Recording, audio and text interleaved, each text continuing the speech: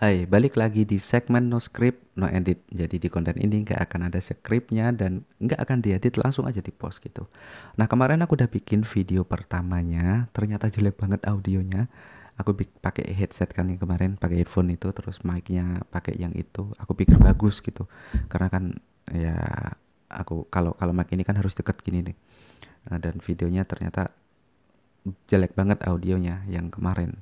Akhirnya aku balik lagi pakai mic yang ini. Ya udahlah, semoga yang ini bagus saja ya. Suaranya semoga nggak pelan banget dan nggak blebek blebek blebek gitu. Yang kemarin aku denger denger itu kayak kurang bagus, nggak enak banget lah didengerin. Nah, di segmen kali ini aku mau cerita tentang pengalamanku waktu mudik ke Indonesia, karena sekarang mumpung lagi masa-masa Lebaran ya. Harusnya bikin kontennya kemarin tuh waktu mau Lebaran, tapi ya udahlah. Aku bikin yang ini. Aku mau cerita tentang pengalaman mudik dari Thailand ke Indonesia.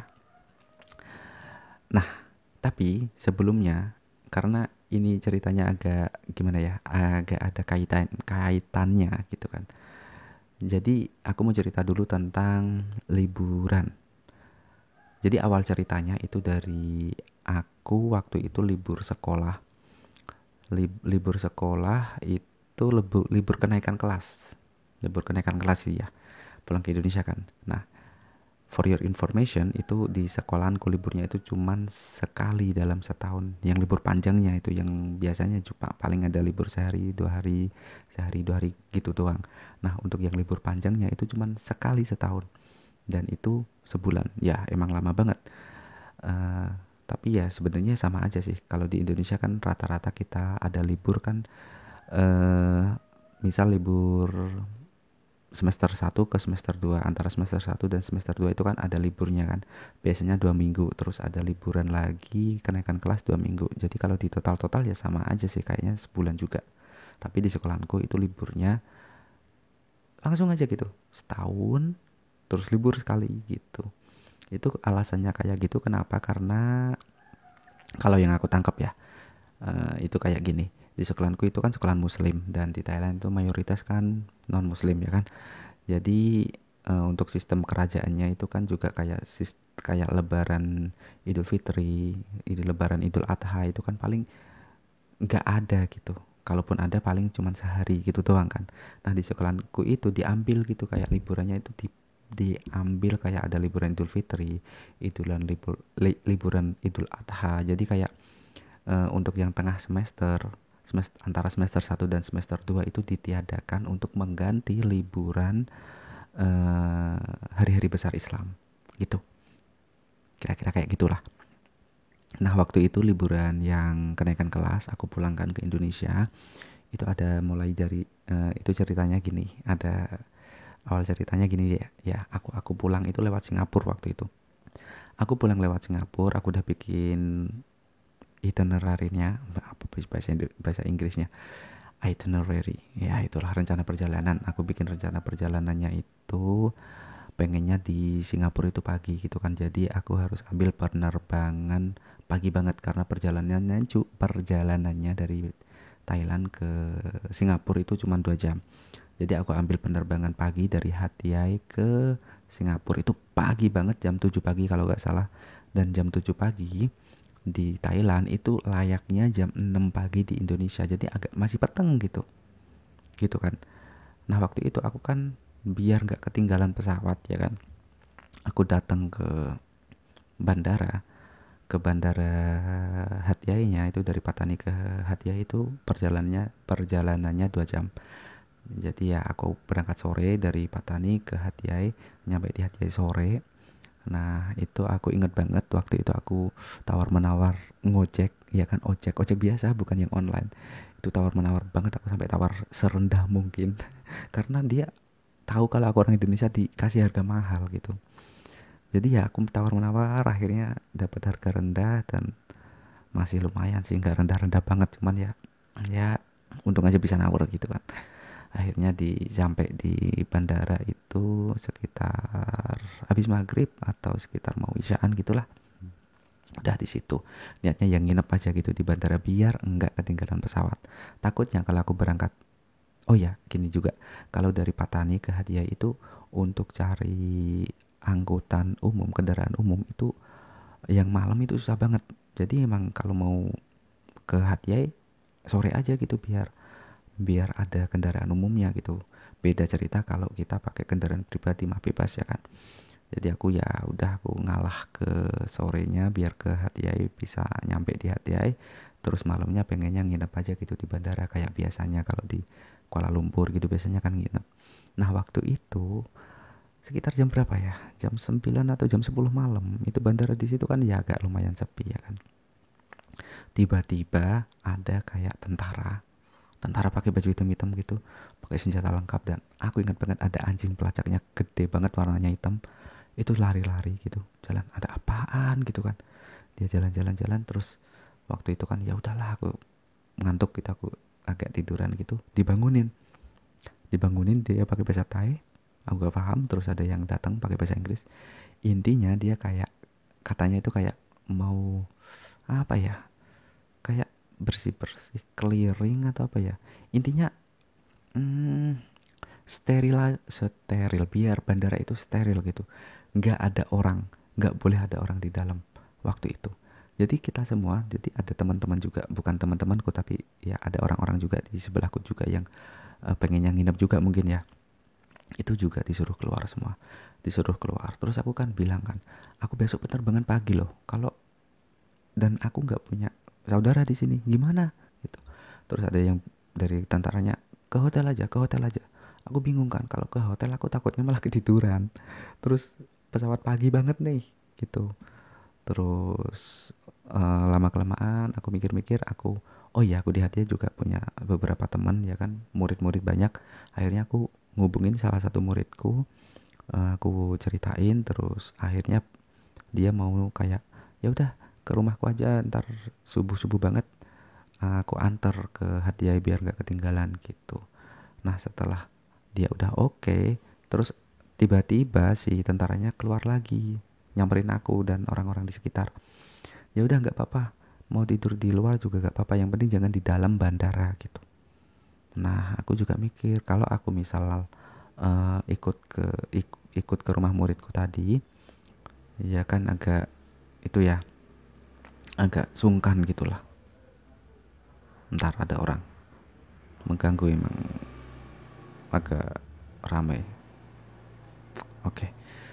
Nah, aku kan agak sungkan gitu ya kalau misal nginep ke rumahnya terus keluarganya harus pagi-pagi banget nganter aku ke bandara, kan ya agak sungkan. Jadi ya aku hubungin lagi, aku bilang nggak usah, nggak jadi, udah boleh kok di sini gitu. Jadi akhirnya ya udah aku tidur di kalau saya ingatku itu di tempat kayak kafe gitu tapi udah tutup. Aku tidur, aku jajar-jajarin kursi gitu, aku tidur di situ. Ya udah gitu, itu di vlog Singapura ada tuh, rekaman videonya ada. Nah habis itu pagi terus ke Singapura, biasalah nyampe Singapura ya kan. Dan di Singapura aku untuk cerita tentang Singapurnya kamu bisa nonton di vlogku yang di Singapura ya, ada di YouTube adalah, dicari-cari aja di playlist vlog atau jalan-jalan, itu ada vlog tentang Singapura. Intinya cerita singkatnya, aku di Singapura selama 2 harian. Terus ada ngevlognya di sana, ada kesalahan untuk ngambil footage-nya juga. Audionya jelek banget gara-gara aku lupa masangin ini bulu-bulu ini. Jadi suara anginnya itu kayak nampar-nampar mic gitu, blebek-blebek gitu. Banyak yang gagal lah. Aku udah malu-maluin di Singapura ngevlog sendirian kayak orang hilang. Ternyata footage-nya rusak, audionya. Ya udahlah, itu nanti kamu bisa tonton di vlognya itu. Terus lanjut, setelah di Singapura aku ke Batam.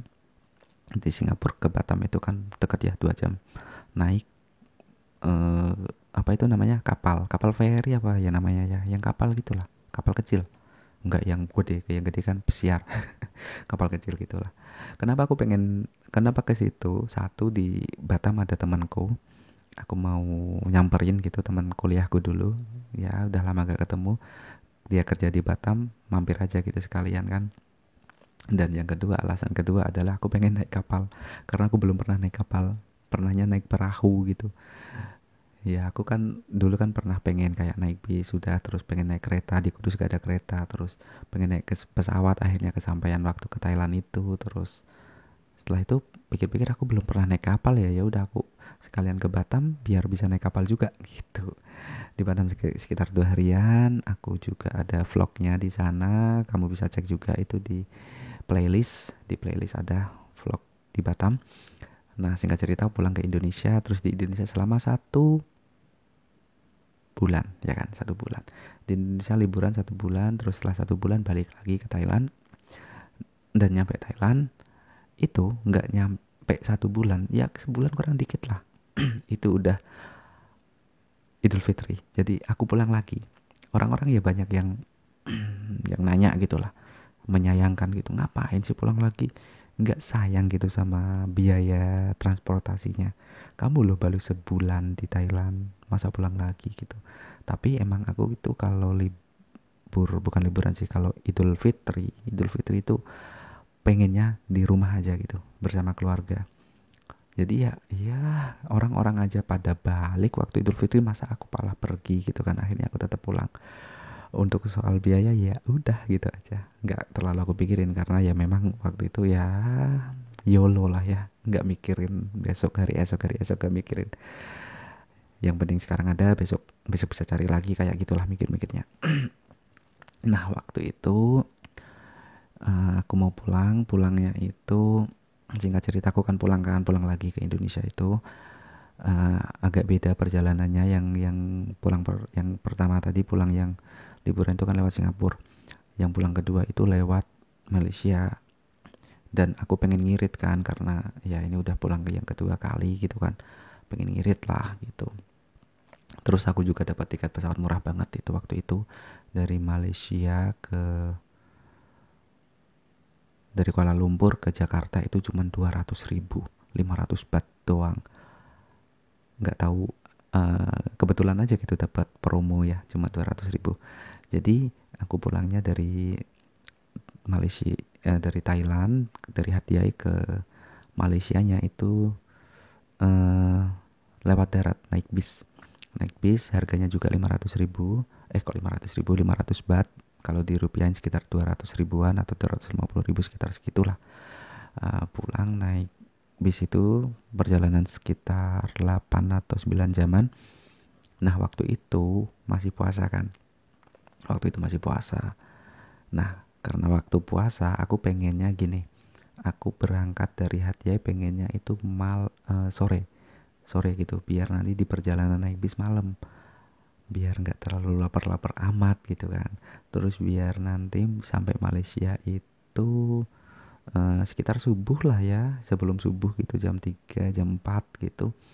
Bener kan, udah bener nyampe di Malaysia jam-jam segitu.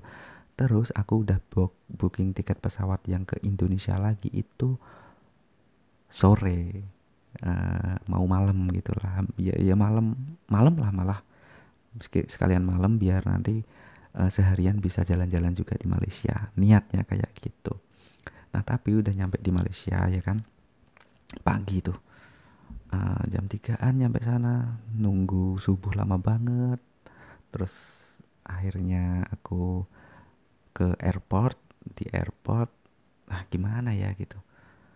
Akhirnya tuh aku, ini cerita biasanya yang sering aku yang sering terjadi di aku kalau misal aku jalan-jalan sendiri. Kalau jalan-jalan sendiri itu nggak enaknya biasanya itu nggak punya, apa ya, nggak punya teman diskusi gitu. Jadi mikirnya itu kadang kurang tepat gitu. Nah waktu itu aku gini, karena puasa aku takut batalin puasa. Sebenarnya batalin puasa juga kalau orang perjalanan kan boleh ya, cuman kan aku kalau bisa puasa aja lah gitu. Akhirnya aku salah ambil keputusan, hilaf hilaf buat ambil ngebooking kamar tidur, kamar kapsul di airport yang harganya itu mahal banget. Mahal lah, untuk ukuran aku tuh mahal. Itu dan hitungannya itu per jam gitu, kayak hitungan 2 jam sekian, 3 jam, 4 jam sekian, 8 jam sekian, bukan kayak hotel. Kalau hotel kan ya 24 jam gitu kan, kamu check out jam 2 siang terus check in jam 2 siang terus check out jam 12 siang biasanya kan gitu ya, muter sehari semalam gitu. Nah itu per jam gitu.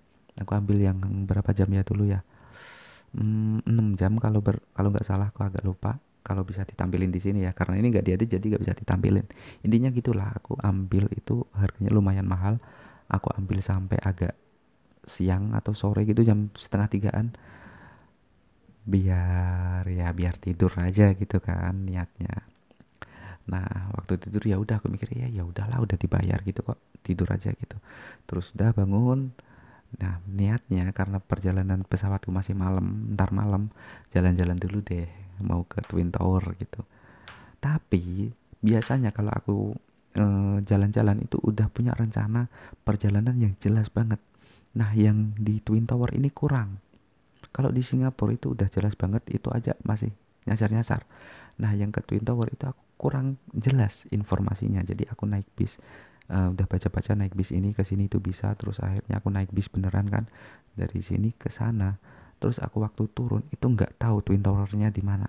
Aku cari sign-sign nggak ketemu. Aku nanya orang, eh kenapa orang sana pada gak tahu. Waktu itu aku juga gak tahu juga ya. Aku nanya-nanya juga gak ketemu. Akhirnya aku muter-muter nggak nyampe ke Twin Tower. Ya aku udah pernah ke Twin Tower sebelumnya di 2014, cuman aku pengen nyoba lagi gitu kan yang sendiri. Ya akhirnya nggak nyampe. Terus waktunya mepet banget. Udah akhirnya aku buka puasa di emperan toko. Aku ingat banget aku beli es ya, kayak minum-minuman di pinggir jalan gitu. Terus aku belum beli makan, yang penting aku buka puasa dulu. Habis itu karena mepet banget, udah nggak tahu kendaraan yang balik lagi, bis yang balik lagi ke airportnya itu naiknya dari mana. Akhirnya naik taksi. Padahal di Malaysia itu udah diwanti-wanti oleh orang-orang itu, jangan naik taksi di Malaysia. Kalau bisa itu naik kendaraan-kendaraan yang lain karena itu mahal. Ya akhirnya emang beneran aku naik taksi dan ludes di situ. Cukup habis banyak dari jauh soalnya. Akhirnya udah nyampe di bandara lagi, terus mau buka puasa dulu di KFC. Aku ingat banget di KFC buka puasa, terus ya udah mau balik. Nah waktu mau balik itu aku ingat banget ada orang, kayaknya dia minta bantuan buat apa ya, buat buat bawain barangnya di koperku gitu. Tapi aku juga lupa lupa ngasih tahu kalau iya emang aku gak punya koper. Tapi untuk peraturan di pesawat kan, kalau mau nitip koper kan aku juga harus booking koper dulu sebelumnya kan. Tapi aku gak booking gitu, tapi tetap aja aku udah ngebantu dia. Kita sampai lari-lari gitu. Karena ketinggalan pesawat, aku nerobos antrian balik, terus aku nerobos antrian masuk lagi. Jadi kayak gini loh, kan ada antrian kan kayak menunjukin paspor, visa dan segala macam itu buat ke uh, boarding lounge ya kan, ke tempat nunggu pesawat. Nah, aku udah duduk nunggu di situ, ada orang itu minta bantuan gitu kan. Ya udah aku bantuin aja gitu. Ya pesawatnya juga masih sekitar kurang 30 menit lebih lah. Aku bantuin keluar lagi, dan keluar itu harus, masuknya itu harus kayak gitu lagi, kayak apa ya, harus ngantri lagi gitu. Jadi akhirnya ya tetap aja udah aku bantuin dan akhirnya nggak bisa. Terus kita lari-lari nyerobot antrian. Udah itu nggak boleh banget sebenarnya, tapi ya udah tetap akhirnya nyerobot antrian. Terus aku nyampe di tempat nunggu pesawat itu tinggal satu orang, dan satu orang itu adalah istrinya si mas-mas tadi yang minta bantuan aku. Terus istrinya gimana, loh suamiku di mana gitu kan. Tadi di belakang, tadi kayaknya belum nyampe. Aduh terus gimana suamiku gitu kan. Terus akhirnya, oh iya akhirnya suaminya tetap datang. Tetap bisa naik pesawat bareng aku lagi. Tetap bisa naik.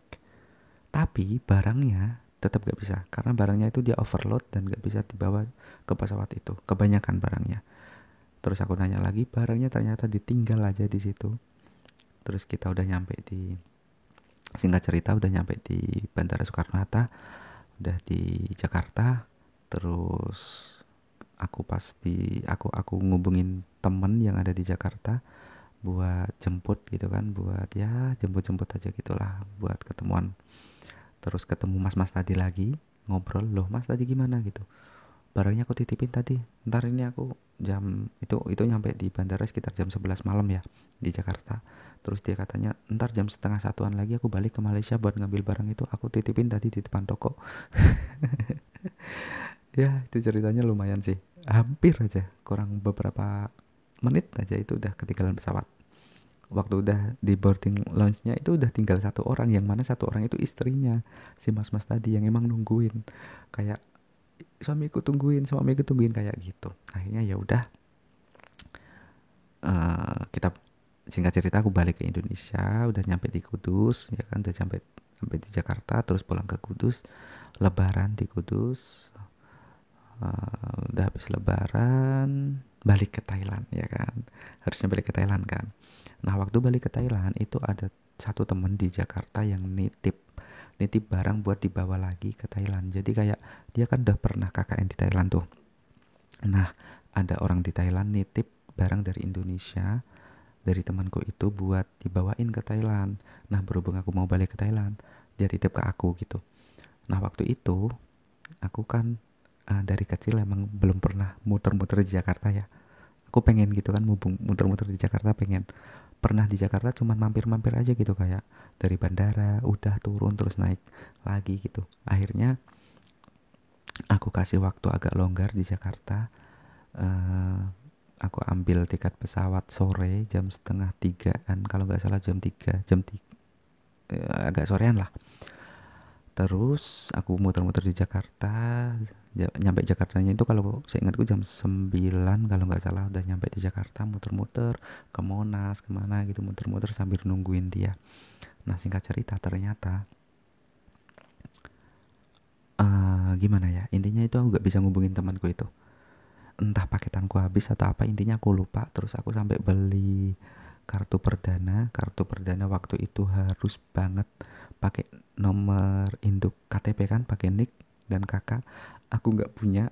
Gimana terus akhirnya aku beli nomor juga gak kepake. Terus aku inget banget ada orang, mas-mas gitu lagi di atas motor, di kayak mainan HP gitu. Aku samperin, mas boleh pinjem HP-nya nggak buat nge-WA temen gitu. Tapi mas-masnya agak bingung, gini aja mas, aku minta tethering aja biar aku punya paketan, biar bisa ngubungin temen, karena ini mau janjian tapi nggak tahu dia udah nyampe mana dan aku di mana, dia juga nggak tahu. Akhirnya minta tethering. Terus akhirnya aku ketemu sama temanku itu, udah kayak aku di sini nanti tungguin di sini, udah beres. Terus ya akhirnya aku juga sama mas-mas itu juga akhirnya kenalan dan punya, ya nambah channel aja lah, nambah teman. Singkat cerita udah ketemu sama temanku tadi kan, udah ngasih barangnya, terus aku balik ke bandara buat naik pesawat yang ke Thailand itu kan. Aku ingat banget itu naik ya gokar gitu. Naik itu baru naik langsung tidur. Terus aku bilang ke masnya, mas nanti kalau udah nyampe bangunin ya. Gitu. Terus udah nyampe di bandara kan, itu aku ingat banget, intinya gini, eh kalau naik pesawat itu kan harus check in ya kan, harus check in. Aku biasanya check in itu online, dan waktu itu ya udah aku biasa juga check in online. Tapi aku lupa kalau aku waktu itu bawa bagasi. Biasanya kan orang-orang doang nih paling pakai tas atau pakai ransel kecil. Ya udah biasanya check in yang orang itu maksimal 20 menit sebelum pemberangkatan. Nah, aku ingatnya yang itu. Aku lupa kalau bawa bagasi. Nah, bagasi itu check innya agak lama gitu. Jadi kayak sejam apa ya? Apa 40 menit sebelum keberangkatan itu udah harus check in bagasi. Aku lupa. Nah, aku ke counternya, aku lupa check in bagasi gimana ya gitu. Lah, kok bisa mas gini gini gini? Pesawatnya udah gini gini. Aduh, gimana gitu. Akhirnya emang aku konsultasiin sama orang-orang AirAsia. Waktu itu naik AirAsia kan, sama yang di counternya itu udah emang bener-bener gak bisa gitu. Akhirnya ketinggalan pesawat. Jadi itu momen pertama kali aku ketinggalan pesawat tuh, lucu banget. Jadi aku akhirnya ketinggalan pesawat dan terus nanya-nanya ke masnya, ini berarti tiketku hangus ya mas gitu. Enggak hangus, tapi kamu bisa kok naik pesawat setelahnya. Naik pesawat setelahnya bisa, cuman kena penalti. Dan harga pesawat sekarang itu segini gitu. Intinya kalau misal aku waktu itu dapat tiketnya 700 ribuan atau 800 ribuan dari Jakarta ke dari Jakarta ke Kuala Lumpur, ya bener, dari Jakarta ke Kuala Lumpur sekitar segitu. Apa langsung ke Hatia ya? Iya deng, ke Kuala Lumpur deng, ke Kuala Lumpur. Dari Jakarta ke Kuala Lumpur sekitar 800 ribuan. Nah, untuk ikut pesawat yang setelahnya kan, yang 800 ribu tadi kan hangus tuh. Bukan hangus, ketinggalan pesawat. Jadi aku untuk ikut yang setelahnya itu kena penalti dan harganya udah mahal banget. Jadi mengikuti harga yang setelah itu, kayak kalau beli tiket pesawat mepet banget itu kan mahal banget kan. Jadi kalau aku ikut tiket kalau aku harganya 1.500.000 kalau nggak salah, jauh banget bedanya. Terus kalau aku ikut yang setelahnya itu dapat di harga 1.200.000. Ya, apa apa gimana ya, intinya bayar lagi lah gitu. Intinya bayar lagi lah. Terus si mas-masnya juga bilang gini, ini bisa kok masnya cek ke maskapai lain gitu, kali aja dapat yang lebih murah gitu kan. Ya kalau misal pakai yang setelah ini memang mahal gitu, nambahnya banyak gitu. Jadi aku nanya ke masnya, ini nanti terakhir aku misal bisa konfirmasi ulang ke sini biar nggak ketinggalan lagi, jam berapa gitu. Dia kasih tahu jam sekian, terus aku nyari maskapai lain, harga-harganya ternyata nggak jauh beda, dan ada yang murah tapi jamnya itu malam. Dan aku punya tiket pesawat lagi yang gimana ya, aku punya keberangkatan pesawat lagi yang dari Kuala Lumpur ke Hatiai itu malam, jadi nanti tabrakan gitu waktunya, jadi aku harus beli tiket dua kali nanti. Akhirnya aku tetap pilih yang AirAsia tadi, dapet tempat yang katakanlah VIP ya, red.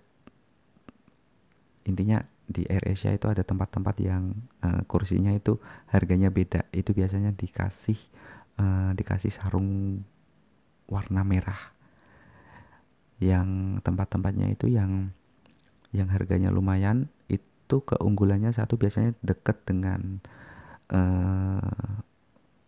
pintu darurat di pesawat tuh, yang kalau terjadi apa-apa gitu deket situ. Terus apalagi ya, intinya itu emang kursinya agak, emang harganya beda lah gitu.